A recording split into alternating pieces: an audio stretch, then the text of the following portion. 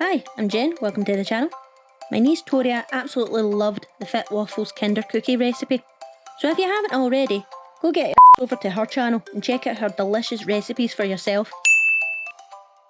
The recipe got me thinking, how many varieties can I make using this simple recipe? Quite a few apparently. So today's recipe is, you guessed it, chocolate orange cookie pie. So let's get started. Everything is the same with your dough, meaning you cream the butter and sugar together, add the egg yolks and vanilla extract, and then add your plain flour and baking powder. Oh, remember when I told you a few things that you can do with egg white? Well, here's a 2-ingredient hair mask recipe for you. Blend 2 teaspoons of warm coconut oil into 2 egg whites. Egg whites lessen the scalp of excess oils, strengthen your hair, promotes growth and fights dandruff. The coconut oil moisturises your hair, reduces breakage and protects your hair from protein loss and environmental damage, especially when wet. I'm going to research some more into this, so keep an eye out for my hair mask video and let me know in the comments what benefits you like a hair mask to have. And there you have it. Right, time to start acting like a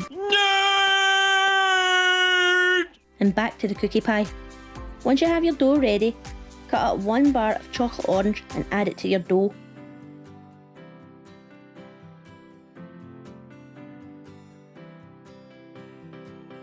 Half the dough and fill your tin. Remember to go up the sides as well for your filling.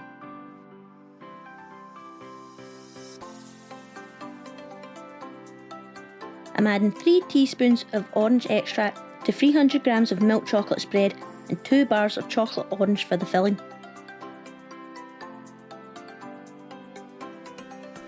Roll out the last of your dough and add it on top. Don't worry if it falls apart. Just smooth it out with a spoon and fill the cracks, as the cookie pie will still work fine. Once you're done, put it in the oven for 20 minutes at 160 Celsius. The perfect cookie dough is hard around the edges but soft in the middle. You'll also notice that the dough has lost its glossy shine. This means it's done and you can take it out of the oven to cool. Don't worry, the dough will sink and harden, which is what you want to happen. So, what's the verdict? Really, the only word for it is... Well, you can't eat it hot without getting a lot of filling oozing out of it. I don't even think it needs any ice cream on top, so I'm going to eat it as is. You can really taste the orange, and it's also way gooier than the Kinder Cookie pie. If it's too much filling for you, I recommend either taking away the chocolate spread or the extra chocolate bars.